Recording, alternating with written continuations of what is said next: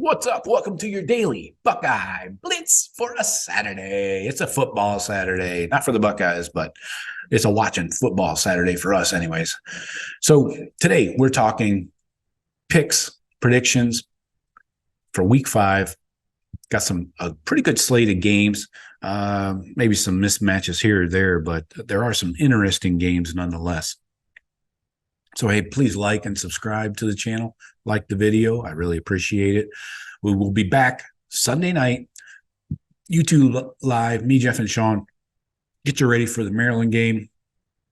And if we have time, we'll break down a couple of these big national games. Maybe we'll talk about Michigan, see what they're up to. I don't know. They haven't really impressed me yet. So, anyways, probably never will. All right, so let's lead it off here. Let's go in order.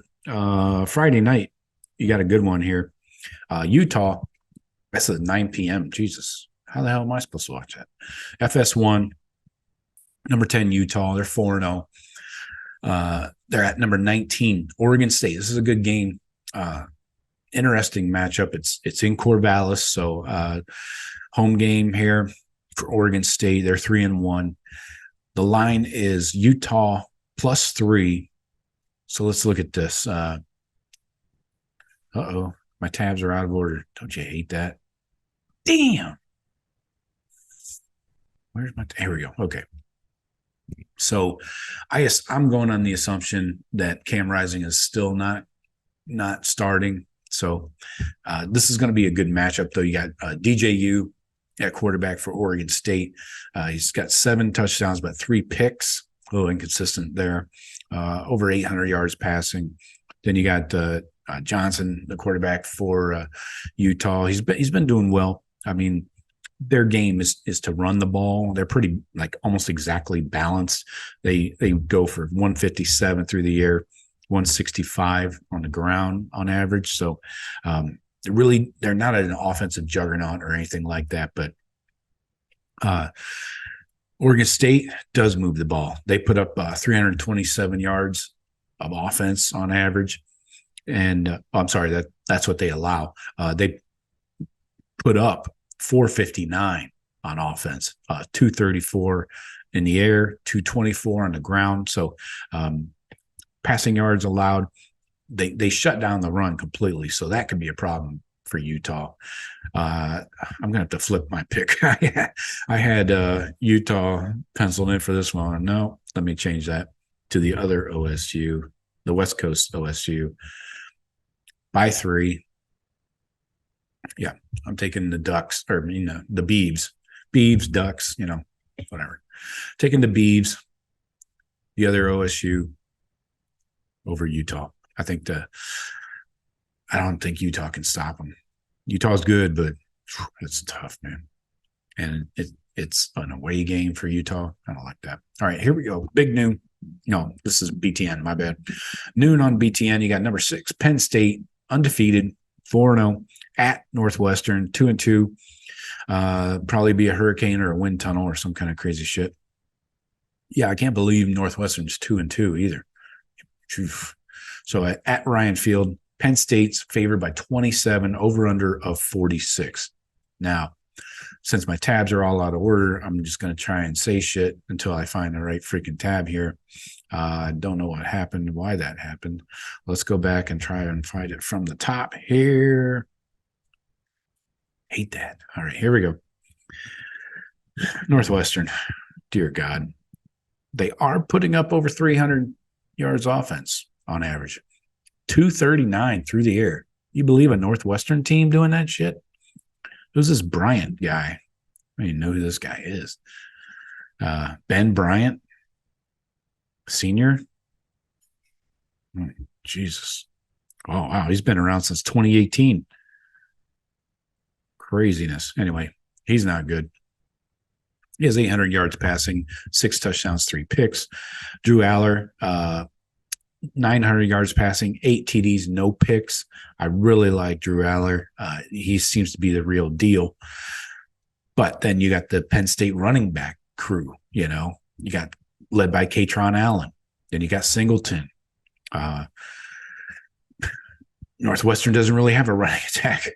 They put up 98 yards a game on average, but then they allow a total of 372 on defense. Penn State's defense is nasty, especially against the run here. And then against the pass, they allow 138 per game through the air. So Penn State just rolled Iowa easily, shut them out, beat Illinois at Illinois, beat West Virginia. So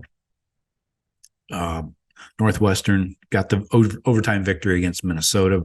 But what is Minnesota? Nobody knows other than those stupid oars on their helmets. Lost to Duke, beat UTEP, lost to Rutgers. I don't know, man. There's not enough firepower in that dude's arm, Ben Bryant. So I'm taking Penn State with the 27 covered. Although I would imagine the under there. I would not expect 20 points from Northwestern. So here we go. Big noon on Fox. Number 8, USC at Colorado. Coach Prime. Folsom Field. I love the name. I love the name of their Colorado's field is Folsom Field. I'm stuck in Folsom Prison and I can't see. I forget the words. Johnny Cash. For the kids out there. Boulder, Colorado. All right, here we go. USC favored by 21.5 right now. Let's see if that comes down to an even 21 or maybe a 20.5. I would like it better, but I'm still taking USC. Colorado cannot play defense for the life of them. Caleb Williams, over 1,200 yards passing already, 15 TDs. The Trojans, ribbed for her pleasure, putting up 569 on offense, 377 through the air. They are allowing some yards, so this is not going to be a shutout, that's for sure. They're allowing 364 on average on defense, and we know Alex Grinch teaches his players to not tackle. So taking USC with the points, over under of 74. I'm leaning towards the under there. I don't know if Colorado is going to put up that much. Maybe a couple touchdowns, 2, 3, late. All right, next up, 3:30 CBS, number 1 in the country, Georgia, undefeated, of course, at Auburn, who is 3-1, surprisingly. Jordan-Hare Stadium in Auburn. Georgia's favored by 14.5. And again, another wonky number there. I would like to get that down to 14 or less, but I'm taking Georgia anyways. Over under of 46.5. Carson Beck's getting the job done. He's got almost 1,200 yards passing, 6 TDs, 1 pick. But Peyton Thorne is who we thought he was.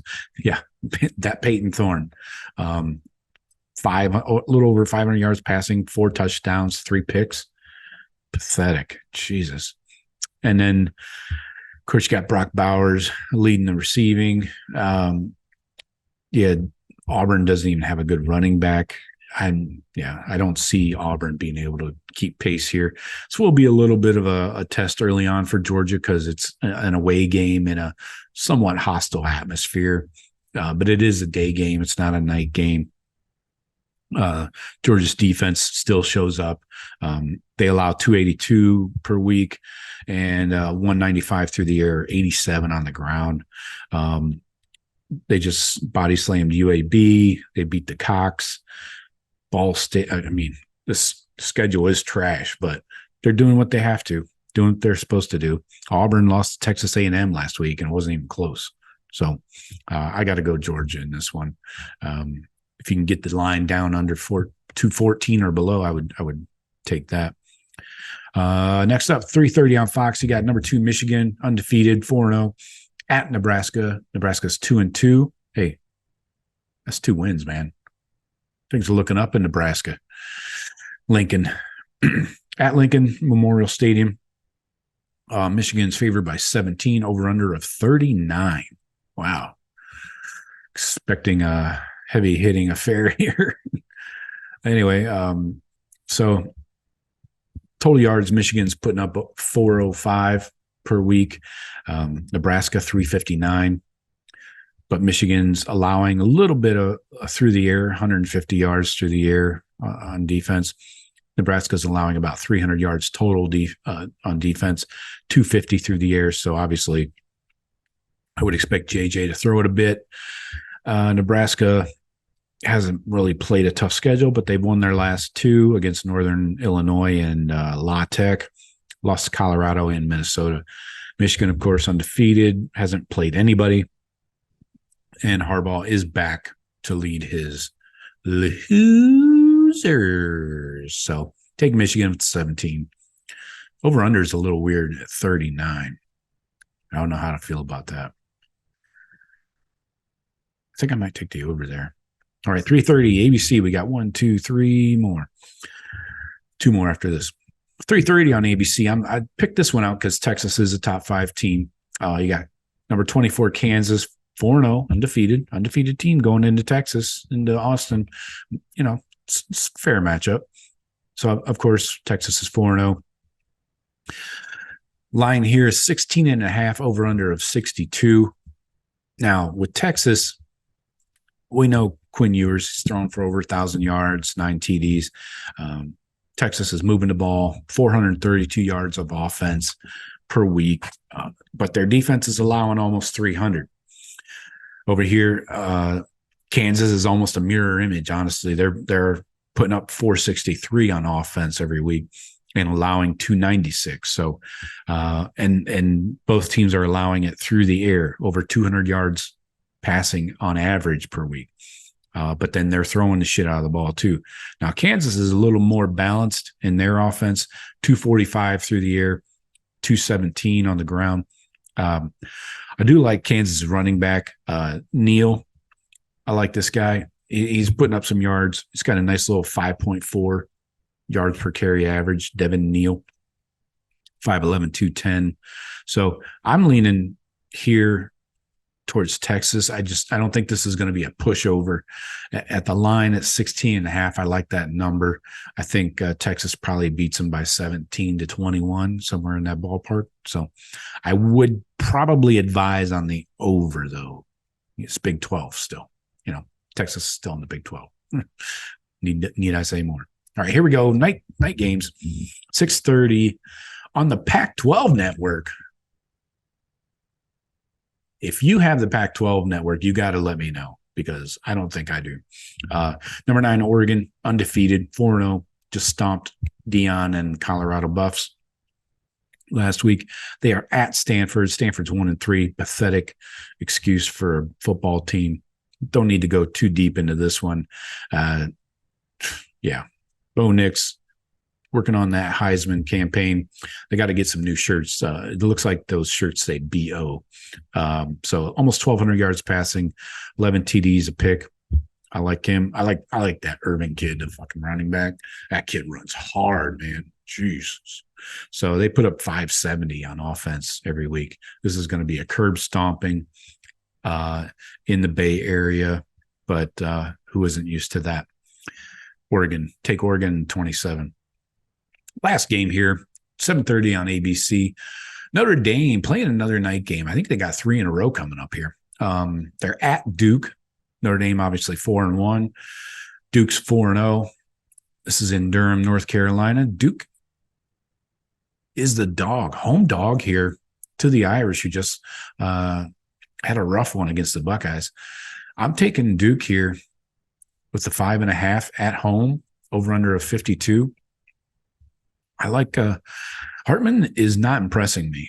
He'll make a couple throws here and there, but he's not going to carry this team. He'll just keep you out of trouble, you know, and not make stupid decisions. But Estime is a stud. He's got almost 600 yards rushing, 5 TDs, and then they got 4 dudes after him.